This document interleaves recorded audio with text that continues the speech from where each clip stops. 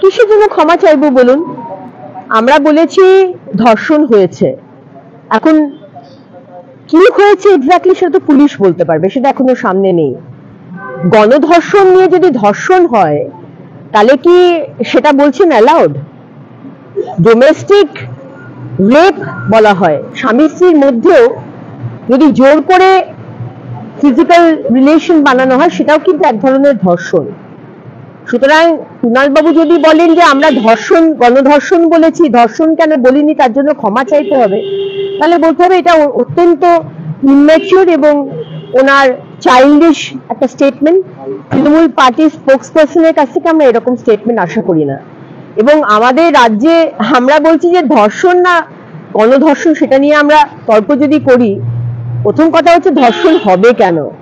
আমাদের মহিলা মুখ্যমন্ত্রী, সেখানে একটা মানুষেরও ধর্ষণ হবে কেন?